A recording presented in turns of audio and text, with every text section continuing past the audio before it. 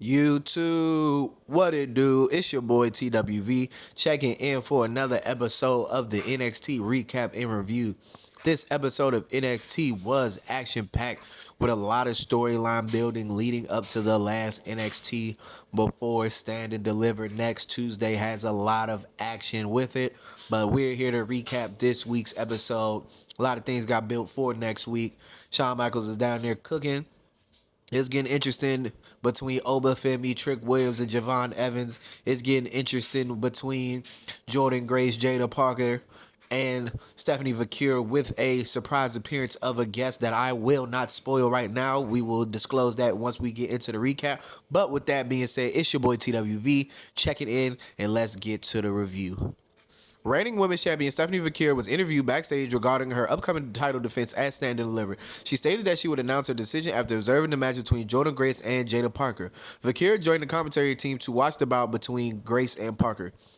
Then, of course, Jordynne Grace faced Jaida Parker in a match that carries significant implications for the women's division. Both competitors aim to solidify their positions as top contenders for the NXT Women's Championship, currently held by Stephanie Vaquer, and punch their ticket to Stand and Deliver next Saturday. The match began with both athletes displaying their technical prowess and agility. Early exchanges saw Grace executing a California roll and a sliding forearm, showcasing her offensive repertoire.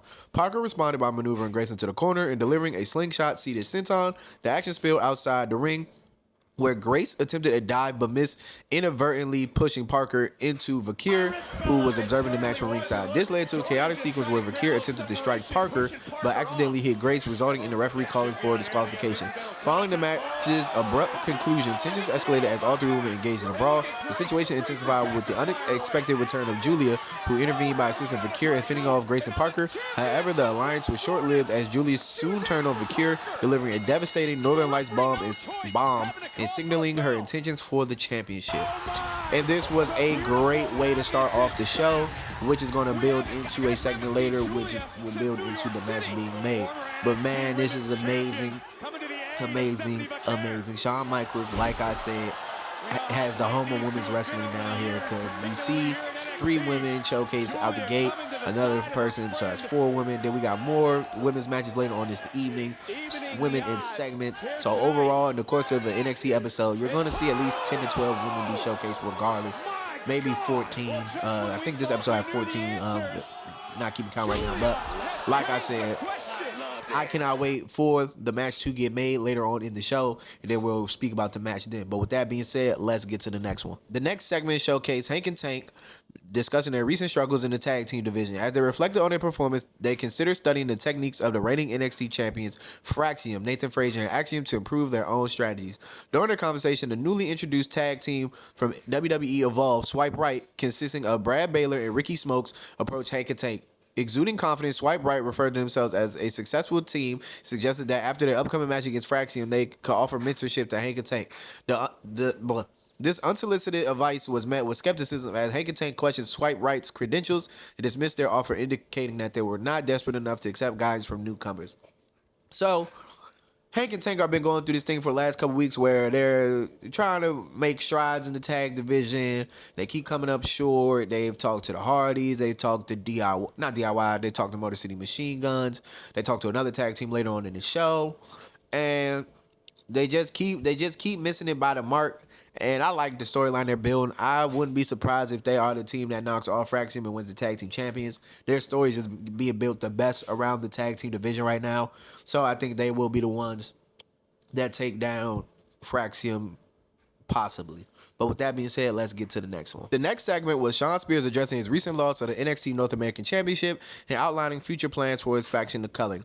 In a dimly lit setting, Shawn Spears conveyed with fellow Culling members Izzy Dame, Nico Vance, and Brooks Jensen, who expressed remorse over his recent title loss. Contrary to their concerns, Spears conveyed a sense of gratitude for have held the championship, but emphasized that the title was merely a means to unite them as a cohesive unit. He redirected the group's focus toward collective achievements, highlighting upcoming opportunities. Spears encouraged Izzy Dame to concentrate on her qualifying match for the Women's North American Championship, ladder match at the impending Stand and Deliver event, and then with Brooks and Jensen, he tasked them with confronting Hank Walker and Tank Ledger, aiming to thwart their momentum and assert the Culling's dominance. So, short and sweet, straight to the point, basically just hyping up them for their matches later on this evening. So, it was cool. I like Sean Spears' character. I think I spoke really highly of Sean Spears' character a couple weeks ago, maybe a month ago, just like how he's in NXT to develop the next generation of talent. Because Sean Spears is, I want to say, possibly in it close to 40. He's been around the WWE cycle since like the early 2000s, like 2008, 2009. I think that was the first time he popped on TV, I think. So he's been around the system for years. He knows how it goes. Sean Spears is a great in-ring competitor, in my opinion, and he could be a great mentor for the next generation. So I loved everything about this. So with that being said, let's get to the next one. Next in-ring action was the tag team Fraxiom, consisting of Axiom and Nathan Frazier, facing off against WWE Evolve Swipe Right, the duo of Brad Taylor and Ricky Smokes. This match showcased the contrasting styles of both teams. Fraxiom's high-flying agility against Swipe Right's more grounded, power-based approach. The bout commenced with Swipe Right taking the initiative as Brad Taylor delivered a swift dropkick, securing an early near fall. Ricky Smokes tagged in, continuing the offense with another dropkick and a cover for two. Frazier managed to create separation with an enziguri, allowing him to tag in Axiom. The momentum shifted as Fraxiom executed synchronized running attacks on both opponents, sending them to the outside. Capitalizing on this advantage, they performed simultaneous dives over the rope, showcasing their aerial prowess. As the match progressed, Axiom attempted a springboard maneuver, but was met mid-air by a spear from Smokes, demonstrating Swipe Right's preparedness. Baylor re-entered the fray, connecting with a springboard X-Factor for a near fall, and despite Swipe Right's innovative offense, Fraxiom regained control. Frazier delivered a running shooting star press, but Smokes displayed resilience by kicking out. After a series of counters, Axiom and Frazier isolated Smokes. Axiom executed an avalanche Spanish fly from the top rope, setting up Frazier's Phoenix Splash for the decisive pinfall victory.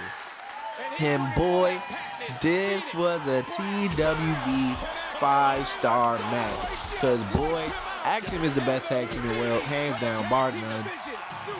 I don't think a single team could keep up with them in the division in WWE or AEW possibly right now.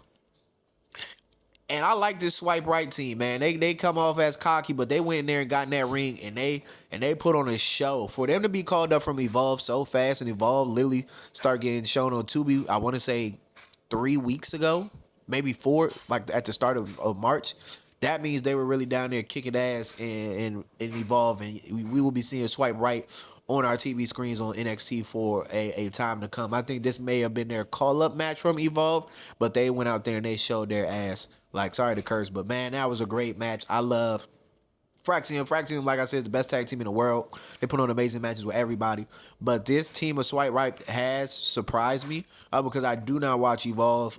But them getting called up and being seen on TV last week, obviously they had some type of crazy momentum down there, or they were just head and shoulders better than everybody else to get called up to NXT so quickly. I do like that Evolve's pipeline is to NXT, and then, from NXT to the main roster. I do like that they kind of have a developmental cycle now, a true developmental cycle. But let's not get long-winded. Let's get to the next one. The next in-ring action was Ruca facing Jazmyn Nyx in a high-stakes match, with the winner earning a spot in the Women's North American Championship ladder match at the upcoming Stand and Deliver event. The contest began with Nyx applying a side headlock, aiming to control the pace. Ruca showcased her athleticism by escaping through a handstand and transition into a side headlock of her own. She followed up with an X-Factor maneuver in the corner, prompting Nyx to regroup outside the ring. Upon re-entering, Nyx attempted a suplex, but Ruca countered with a straight suplex and a kip-up. Displaying her agility, Ruca then executed a handspring knee drop, securing a near fall. Nyx responded by sweeping Ruca's leg, causing her to retreat to the apron. Seizing the moment, Ruca delivered a roundhouse kick from the apron, but her subsequent springboard attempt was thwarted by Nyx raised boots. Nyx capitalized with a springboard knee and corner kicks, followed by a bridging fisherman suplex. She then transitioned into a muta-lock submission, applying pressure, demonstrating resilience. Ruca pried Nyx's grip apart to break the hold. Nyx maintained her offense with a penalty kick for another 2 count. Ruca mounted a comeback, delivering flying forearms, a back elbow under the corner, and a running backpack stunner. Then she executed a knee trembler securely, nearly securing the victory. Nyx retaliated with a Nyx kick, but Ruca managed to kick out. After exchange of near falls and strikes, Ruca seized the opportunity to hit her with her signature move, the Soul Snatcher, leading to the pinfall victory. And man, this was some real great graps. This may be Jazmyn Nyx's coming out moment. She is in that Fatal Influence faction. She's kind of a background player in that faction. But this match right here kind of put her on the map for me. She did an outstanding job. I would love to see her on my TV screen more. So Ruca is a demon. Ruca just has everything in the ring. In the ring, while she is amazing. I don't see her. I haven't seen her do too many promos. But she's in NXT for a reason. She can get that promo game together. But when she gets to that main roster, she might be a force to be reckoned with, because she's so creative and innovative with her offense. Not to compare her But she's kind of like a female Will Ospreay. Like, she just goes out there and tries to do everything. And if you don't know Will Ospreay is, look him up on YouTube. He's generational. He's over there on AEW. But she just goes out there and tries things, and it looks insane when she does it, and she makes it look cool. She makes it look effortless. So with that being said, let's get to the next one. The next segment was Javon Evans participating in a backstage interview conducted by Sarah Schreiber. During the segment, Evans expressed frustration over his recent interactions with NXT Champion Oba Femi and Trick Williams, knowing that they had heeded his advice earlier. Their current predicament could have been avoided. He acknowledged that being treated dismissively by both individuals, but remained resolute, emphasizing his past success against Oba Femi and his determination to claim the NXT Championship at the upcoming Stand and Deliver event. Evans concluded by outlining his immediate focus, confronting Darkstate that evening, followed by his championship pursuit at Stand and Deliver. So Javon Evans is the young OG. Like, hey man, he exuded his confidence in his promo, built the storyline further to the night when they had the 6-man tag team match versus Darkstate, and just put some hype around the triple threat match for Stand and Deliver, which I think is going to be an amazing match. I cannot wait for that match. But let's not get long-winded. Let's get into the next one. The next segment was like 30, 45 seconds, but it was very important. Giulia was briefly interviewed as she exited the arena. She stated that at Stand and Deliver, there are no friends, and she desires her rematch for the NXT North American Championship. And I love everything about this because, let's not be a spoiler, but we know where it's about to go. It's going to be a fatal 4-way, and it's about to be a banger. Giulia and Stephanie Vaquer really going to be able to go in that ring, and it's going to be amazing. Jordynne Grace, the powerhouse, is going to do a lot of powerhouse moves, and she has a little bit of high-flying, maneuvers in her well. Jaida Parker is the dark horse. I really think Jaida Parker should win this match. She should pin Jordynne Grace because Jordynne Grace has screwed her over in the match that she had 2 weeks ago. I just want to see something different. I think they do put the belt on Jordynne Grace, though, and I think she pins Jaida Parker. And I think Giulia and Stephanie Vaquer go off into their own individual feud without the belt. And then somehow it circles back around to them chasing the belt some kind of way. But short and sweet, straight to the point. Let's get to the next one. In-ring action was a tag team match that featured Hank Walker and Take Ledger facing off against the Culling, compromised of Brooke Jensen and Nico Vance. The encounter highlighted the contrasting styles and ongoing developments within the NXT tag team division. Hank and Tank started out the match assertively, utilizing their strength to dominate early exchanges. Walker applied a camel clutch on Jensen, setting Ledger up for a double team maneuver. However, Vance's interference from ringside disrupted their momentum, allowing the Culling to seize control. Jensen capitalized on the distraction with a series of falling forearms, grounding Walker. Despite Walker's efforts to rally, including a freight train-like assault on Vance outside the ring, the Culling strategic teamwork prevailed. The match concluded with Vance executed a Canadian backbreaker, followed by Jensen's Meteor from the top rope, securing a pinfall victory over Walker. So, like I said, straight to the point, two storyline directions. The Culling on the rise in the tag team division. Hank and Tank still trying to find their footing in the tag team division, which leads into a segment later tonight where another tag team comes and talks to them and gives them a boost of confidence. But let's not get long with it. Let's get to the next one. The next in-ring segment showcased newly crowned NXT North American Champion Ricky Saints taking center stage that ignited a significant brawl involving multiple challenges for his title. Ricky Saints, fresh off his victory over Shawn Spears on the April 1st episode declaring the NXT North American Championship, entered the ring to a warm reception from the NXT audience. He began by reflecting on his rapid rise since debuting in February, expressing pride in his accomplishments and acknowledging the challenges ahead. Saints called out Ethan Page, who had previously attacked him during his title celebration, to address their ongoing rivalry. Tensions escalated when NXT Heritage Cup champion Lexis King, Eddie Thorpe, and former champion Wesley interrupted, each articulating their desire for a championship opportunity. The confrontation intensified as Page blindsided Saints, leading to a chaotic brawl involving all four of the competitors, not counting Ricky Saints. They all kind of picked up the title and all was looking at each other. Then he started a brawl, and it was hey man, things are heating up on NXT. You know what that means. This is going to lead to a fatal 4-way number 1 contenders match. Whoever wins that match next week will face Ricky Saints at NXT Stand and Deliver. Spoiler alert, it's going to be Shawn Spears. I think he pins, not Shawn Spears. Spoiler alert, it's going to be Ethan Page. I think he's going to pin Eddie Thorpe. Eddie Thorpe is the only one that can kind of take the loss right now. I don't want to see Wesley get pinned. And I like Lexis King, so I don't want to see him get pinned either, because then it's like, your Heritage Cup champion got pinned, so now Ethan Page can kind of say he can go face him too. I don't want to see that feud just because Lexis King should face other underneath the card, like mid-tier wrestlers. He shouldn't be going against a main event level player such as Ethan Page. But Eddie Thorpe is the one that's going to have to eat this pin. Like, After the Trick Williams feud, nothing. And he comes back to this, you're taking the L, buddy. But let's not get long with it. Let's get to the next one.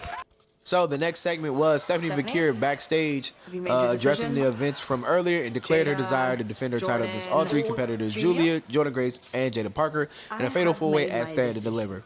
So, I already said this earlier, color by numbers segment, just adding matches and finalizing the card for Stand and Deliver on TV. Of course, it's probably been finalized on paper for at least a month now, possibly, but I liked it. Straight to the point. Let's get to the next one. The next segment was Trick Williams being interviewed by Sarah Schreiber. Schreiber inquired about Williams' upcoming six-man tag team match alongside NXT Champion Oba Femi and Javon Evans against Darkstate. Williams acknowledged the potential challenges of the match, but expressed confidence in their collective abilities, stating that with Oba and Javon by his side, victory was assured. So, like I said, short and sweet, building up to the main event of the night, and we're building toward NXT Stand and Deliver. So, straight to the point. Let's not get long with it. Let's get to the next one. Wesley faced off against Yoshiki Inamura in a match that showcased both competitors' athleticism and determination. The match began with Lee and Inamura exchanging in a series of strikes, with Lee attempting to use his speed to gain an advantage. Inamura showcased his strength by shrugging off Lee's attacks and delivering powerful chops and slaps. Lee's agility allowed him to counter with up kicks and a back body drop, placing Inamura on the apron. Lee then choked out Inamura over the ropes and followed up with a slingshot somersault seated senton, earning a 2 count. Inamura delivered a big back body drop and a corner palm strike, setting up a front chancery. Lee fought back with knees, but Inamura transitioned into a fisherman suplex, securing another near fall. Lee regained control with a gamagiri and diving crossbody. He attempted a springboard maneuver, but Tyson DuPont and Tyreek Igiwe interfered, causing Inamura to fall. Lee capitalized with his cardiac kick, securing the pinfall victory. So, Inamura and Wesley, they've been having a little feud. Their tag team group as a unit. So this was just a singles match. It was smooth. I enjoyed it. Nothing more, nothing less. Let's get to the next one. The next segment was NXT Champion Oba Femi delivering a backstage promo addressing the looming threat of Darkstate. He acknowledged the unpredictability and chaos that Darkstate brings, emphasizing the need to confront them head on. Femi expressed his readiness to handle the situation, stating his intention to not only deal with Darkstate, but also to overcome his upcoming challenges, Trick Williams and Javon Evans, at the forthcoming Stand and Deliver event. So, every competitor from the one side had to have an interview tonight just to, basically talk up the event, talk up them getting ready for the triple threat match at Stand and Deliver. And if you know wrestling, if you show on every guy on one team, you know they're going to lose to the other team. Just some slight foreshadowing. Sorry to kill it right before the match, but let's get to the next one. The next in-ring action was Izzy facing Wren Sinclair in a Women's North American Championship qualifying match, with the winner earning a spot in the upcoming ladder match at Stand and Deliver. The match began with Dame asserting dominance, delivering a crossbody for an early near fall. She maintained control with a wrist lock and attempted multiple pinning combinations. Sinclair countered with an octopus hold, showcasing her technical prowess. The bout featured a series of reversals, including blocked underhooks and a crucifix pin attempt by Sinclair. In the decisive moments, Dame executed a Liger bomb, securing the pinfall victory in her qualification for the ladder match at Stand and Deliver. This match was short and sweet and straight to the point, maybe 3 to 5 minutes. It was some real good graps, really decent. Wren Sinclair hasn't been on TV for a while, so I'm glad she got back on TV. Izzy Dame hasn't been in a match since she switched on the D'Angelo family and joined the Culling. So glad to see both of these superstars getting a chance, and Izzy Dame getting a shot at Stand and Deliver. I wouldn't say she's the dark horse to win. I don't know who's really in there to win right now. Once we get all 6 competitors next week, I'm gonna do a WrestleMania just predictions for every match on the card for both nights of WrestleMania Night 1 and Night 2 and Stand and Deliver. So stay on the lookout for that, but let's not get long with it. Let's get to the next one. A significant backstage segment unfolded involving Ava, the Meta Girls, Lash Legend, Jakar Jackson, Fatal Influence, JC Jane and Fallon Henley, and Roxanne Perez. The scene commenced with these women fervently petitioning Ava for inclusion in the forthcoming Stand and Deliver event. Each group presented their case, highlighting their recent performance and aspirations. Amidst this fervent exchange, Roxanne Perez voiced her frustrations, particularly concerning the absence of a clear partnership, and stormed off in displeasure. Ava, caught in the whirlwind of these appeals, remained contemplative but non-committal about the specifics of her decision. She hinted at a novel approach for the event but withheld further details. So this is going to lead to Meta Girls versus Fatal Influence versus Roxanne Perez with a mystery partner or a partner of her choosing. I don't know who that would be. I like that they're just putting people on the card. Fatal Influence has been really good over the last year. The Meta Girls have been killing it, going over to SmackDown, putting on a great match against Jade Cargill and Bianca Belair. I want to say in like September, October of last year. Roxanne Perez, I thought, was getting called up back in February.